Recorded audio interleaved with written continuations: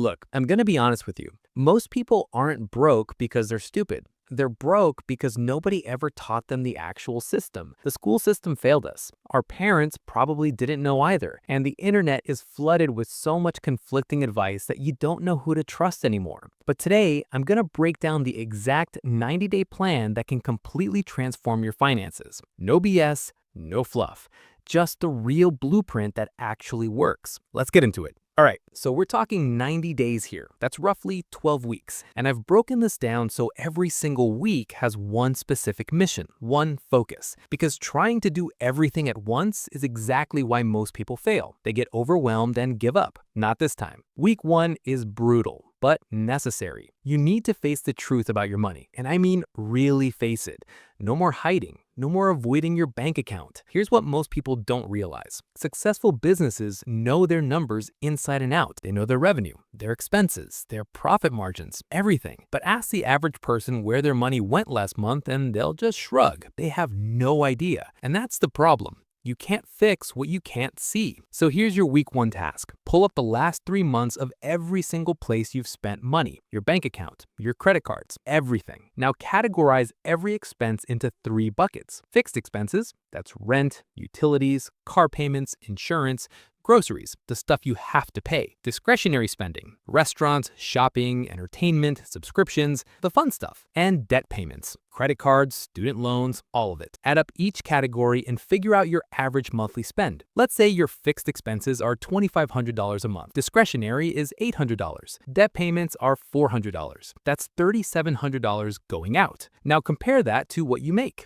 Say you bring home $4,200 after taxes. That means you have $500 left over. That's your real savings rate. Most people have never done this exercise, ever. They're flying blind, and it shows. Week 2 is where it gets interesting. Now you know where your money goes. Time to plug the leaks. Start with your biggest expenses first. Let me give you real examples. Say you're spending $225 a month on Ubers. That's almost $3,000 a year. Cut that in half by walking more or taking public transit. You just saved $1,400 annually. Look at your insurance. When's the last time you compared rates? Insurance companies slowly raise prices hoping you won't notice. Make 3 phone calls. Get quotes. You could save $100 a month. That's $1,200 a year for 1 hour of work. Pull up your subscriptions. I guarantee you're paying for something you forgot about. A gym you don't use, a streaming service, that app trial that became $15 a month. Cancel what you don't actively use. Save another $75 to $100. And eating out. If you're eating out 15 times a month and cut that to 10, you save $150 to $200. Cook at home a few more times. It's not about deprivation. It's about being intentional. Here's the bottom line. If you free up $400 to $500 a month, that's $5,000 to $6,000 a year. Think about what that could do for your life. Week 3 changes everything. Automation. This is how wealthy people operate. They don't rely on willpower. They rely on systems. First, get a savings account that pays real interest. Right now, that's around 4%. Then automate everything. The day you get paid, money moves automatically.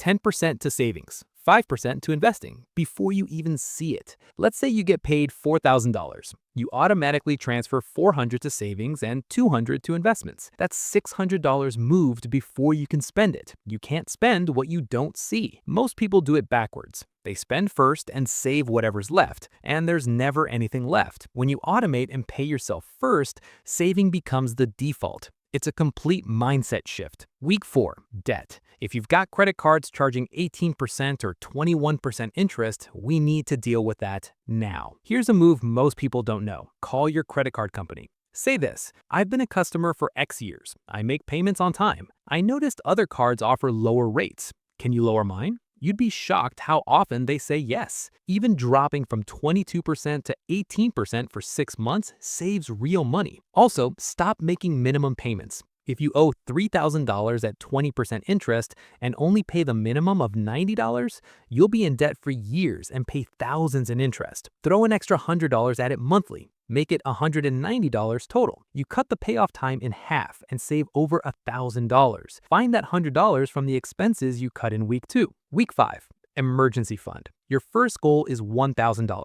Just $1,000. Over half of Americans can't handle a $1,000 emergency without going into debt. So hitting this puts you ahead of millions. How do you get there fast? Sell stuff you don't use. Old electronics, clothes, furniture. Get $200 to $500. Pick up a side gig for a few weeks. Drive for Uber on weekends. Do freelance work. Redirect all the money you saved from weeks 1 and 2. This $1,000 cushion will change how you sleep at night. If you already have $1,000, your new target is 3 to 6 months of expenses. If your monthly expenses are $3,500, you're aiming for $10,500 to $21,000. Make it a 12-month goal, 18 months, whatever works. Just keep building it. Week 6, investing. This is where you stop working for money and make money work for you. Here's what 100 years of data shows. Stocks beat everything long term. Real estate, gold, bonds, everything. And you don't need to be a genius. Buy one thing, an S&P 500 index fund. You now own a piece of the 500 biggest companies in America. Apple, Microsoft, Amazon, all of them. The market historically returns 8 to 10% per year. Let me show you the power of this. If you invest $300 a month and get 9% returns, in 30 years you'll have over $530,000. Bump that to $500 a month, you'll have over $900,000. Do $1,000 a month and you're looking at $1.8 million.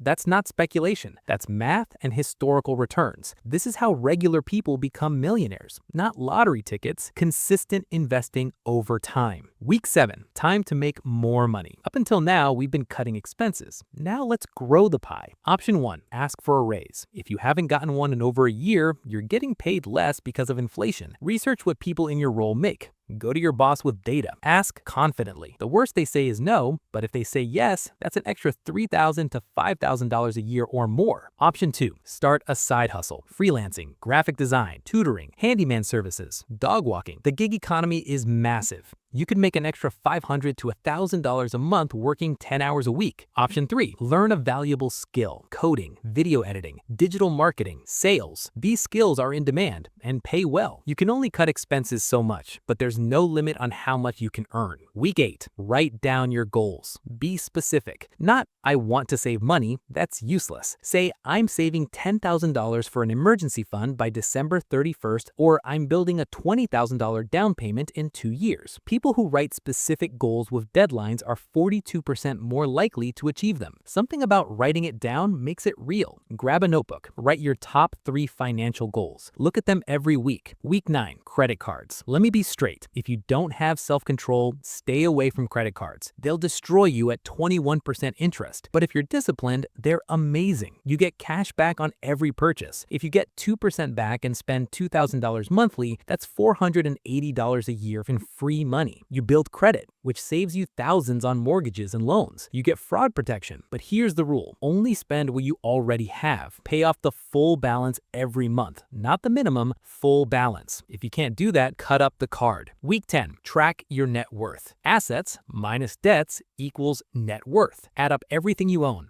Savings, investments, car, house, that's assets. Subtract what you owe. Credit cards, loans, mortgage, that's liabilities. The difference is your net worth. Track it monthly or quarterly. As long as you measure it, it grows. You can't improve what you don't measure. Week 11, review time. It's been 2 months since you started. Go through your spending for the past 8 weeks. Categorize everything. Calculate averages. Compare it to where you started. Are you spending less? Saving more? Find any leaks you missed. This isn't about perfection. It's about being better than 8 weeks ago. Week 12, final week. Set your stretch goals. 1 year, 5 years, 10 years. 1 year might be saving $10,000. 5 years could be buying property or hitting $100,000 net worth. 10 years might be financial independence. Break these into monthly targets. If you need $12,000 in a year, that's $1,000 a month. Make it achievable. Then commit to quarterly reviews. Set reminders. Stay on track. Here's the reality. This 90-day reset will separate you from 90% of people. Most will watch this and do nothing. They'll feel motivated for 10 minutes, then go back to old habits. But not you. You're different. You're here because you're ready to change. Wealth isn't built overnight. It's built one decision at a time. One automated transfer. One skipped impulse purchase. $1 invested. Do this for 90 days and you won't just change your bank account. You'll change how you think about money forever.